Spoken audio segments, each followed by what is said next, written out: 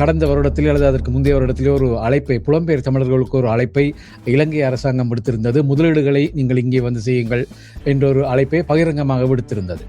இப்பொழுது அதன் அடுத்த கட்டமாக வெளிநாடுகளிலே இருக்கின்ற புலம்பெயர்ந்தவர்களை குறியாக வைத்து இந்த தேர்தல் காலங்களிலே அவர்களை எப்படி உள்வாங்கிக் கொள்ளலாம், அவர்கள் எப்படி வாக்களிக்கலாம் போன்ற விடயங்களை தற்பொழுது ஆராய ஆரம்பித்திருக்கிறது.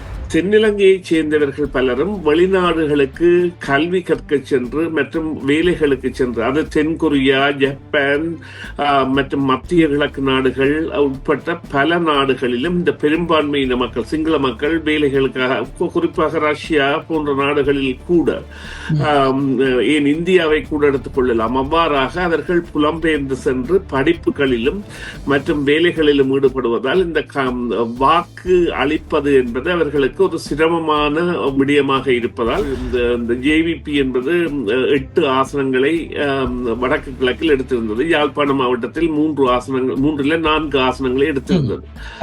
அந்த 4 என்பது சில வேளைகளில் புலம்பெயர்ந்த மக்கள் வாக்களிக்கின்ற பொழுது இரட்டை பிரஜா உள்ளவர்கள் ஒன்றாகவோ அல்லது இரண்டாகவோ குறையக்கூடிய சாத்தியக்கூறு இருக்கின்றது என்றால் புலம்பெயர்ந்தவர்களுடைய வாக்கு என்பது எவ்வாறு செல்லும் என்பதை யாரும் கணிக்க முடியாது. அவர்கள் தங்களுடைய தேவைக்காகத்தான் அதனை பாவிப்பார்கள்.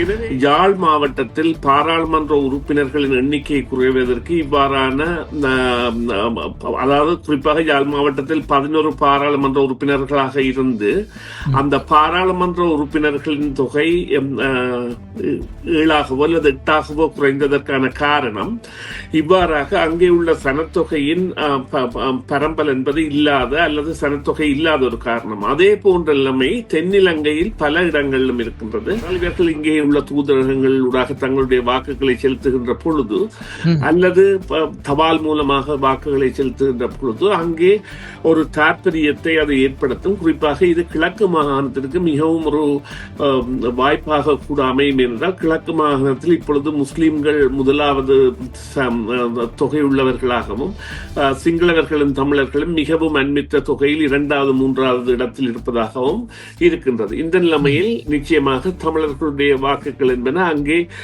ஒரு மாற்றத்தை ஏற்படுத்தி தமிழர்களும் முஸ்லிம்களும் இணைந்தால் ஒரு பாரிய சக்தியாக அந்த கிழக்கு மாகாணம் என்பது மாறும் என்பதற்கான ஒரு சாட்சியமாக கூட மாறக்கூடிய சந்தர்ப்பம் இருக்கின்றது.